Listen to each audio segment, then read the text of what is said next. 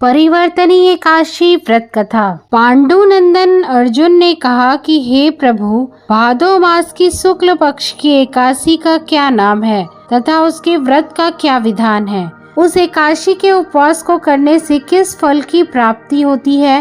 हे कृष्ण, कृपा कर यह सब समझाकर कहिए। श्री कृष्ण ने कहा कि हे पार्थ, भाद्रपद माह के शुक्ल पक्ष की एकादशी को जयंती एकादशी भी कहते हैं। इस एकादशी की कथा के सुनने मात्र से ही सभी पापों का शमन हो जाता है और मनुष्य स्वर्ग का अधिकारी बन जाता है। इस जयंती एकादशी की कथा से नीच पापियों का भी उद्धार हो जाता है। यदि कोई धर्म परायण मनुष्य एकादशी के दिन मेरा पूजन करता है तो मैं उसको संसार की पूजा का फल देता हूँ। जो मनुष्य मेरी पूजा करता है उसे मेरे लोक की प्राप्ति होती है, इसमें तनिक भी संदेह नहीं है। जो मनुष्य इस एकादशी के दिन भगवान श्री वामन का पूजन करता है, तीनों देवता अर्थात ब्रह्मा, विष्णु और महेश की पूजा करता है। हे पार्थ, जो मनुष्य इस एकादशी का उपवास करते हैं उन्हें इस संसार में कुछ भी करना शेष नहीं रहता। इस एकादशी के दिन भगवान विष्णु करवट बदलते हैं, इसलिए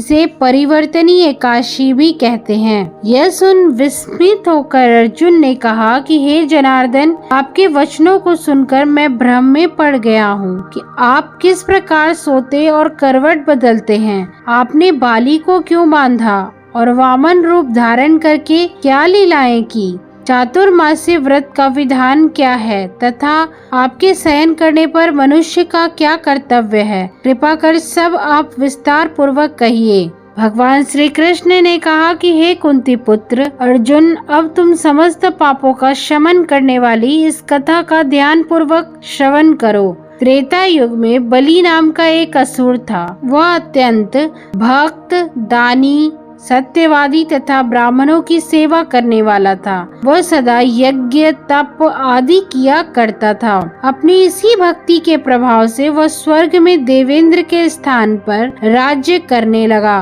देवराज इंद्र तथा अन्य देवता इस बात को सहन नहीं कर सके और भगवान श्री हरि के पास जाकर प्रार्थना करने लगे। अंत में मैंने वामन रूप धारण किया और तेजस्वी ब्राह्मण बालक के रूप में राजा बलि पर विजय प्राप्त की। यह सुनकर अर्जुन ने कहा कि हे लीलापति, आपने वामन रूप धारण करके उस बलि को किस प्रकार जीता? कृपा कर यह सब विस्तार पूर्वक बताइए। भगवान श्री कृष्ण ने कहा कि मैंने वामन रूप धारण करके राजा बलि से याचना की, हे राजन, तुम मुझे 3 पग भूमि दान दे दो, इससे तुम्हें 3 लोक के दान का फल प्राप्त होगा। राजा बलि ने इस छोटी याचना को स्वीकार कर लिया और भूमि देने को तैयार हो गया। जब उसने मुझे वचन दे दिया तब मैंने अपना आकार बढ़ाया और भूलोक में पैर, भुवन लोक में जंघा, स्वर्ग लोक में कमर, महलोक में पेट, जन लोक में हृदय, तप लोक में कंठ और सत्य लोक में मुख रखकर अपने शीर्ष को ऊंचा उठा लिया। उस समय सूर्य, नक्षत्र, इंद्र तथा अन्य देवता मेरी स्तुति करने लगे।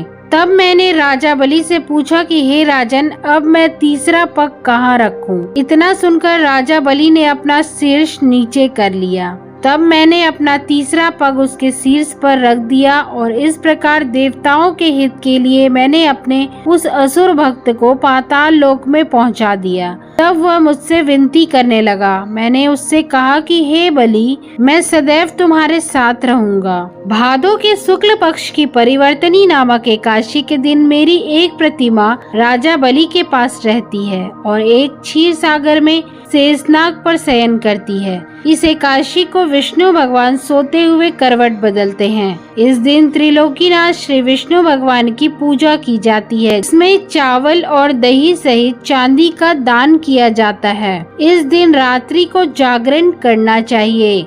इस प्रकार उपवास करने से मनुष्य सभी पापों से मुक्त होकर स्वर्गलोक को जाता है। जो मनुष्य पापों को नष्ट करने वाली इस एकादशी व्रत की कथा सुनते हैं उन्हें अश्वमेध यज्ञ की फल की प्राप्ति होती है।